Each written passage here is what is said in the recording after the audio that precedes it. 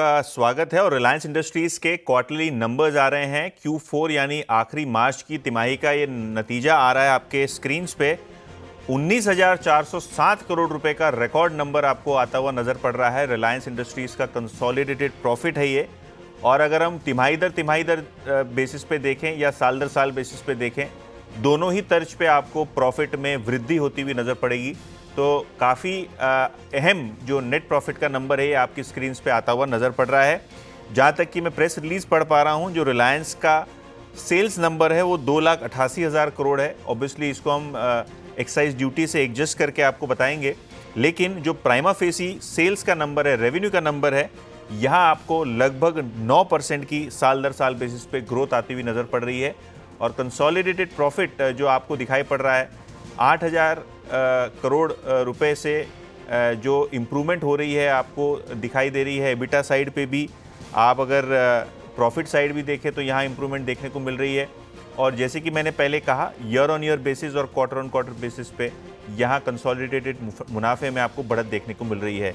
19,407 करोड़ रुपए के आसपास ये फिगर आपको आता हुआ नज़र पड़ रहा है, जो बेटर देन एक्सपेक्टेशन आपको दिखाई दे रहा है। अगर हम कंपनी के अचीवमेंट्स की बात करें तो FY25 में 10 लाख करोड़ रुपए के नेटवर्थ वाली ये पहली भारतीय कंपनी बनती हुई नज़र पड़ रही है। तो रिकॉर्ड लेवल्स पे आपको प्रॉफिट ही नहीं, कंपनी का नेटवर्थ भी होता हुआ दिखाई पड़ रहा है।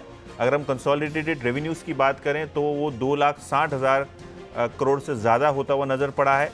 और एबिटा का भी फिगर थोड़े ही समय में आपके स्क्रीन्स पे आएगा, लेकिन जो मेरे पास रिलीज़ है उसके हिसाब से एबिटा मार्जिन जो है 16.8% आया है, जो पिछले साल 18% था।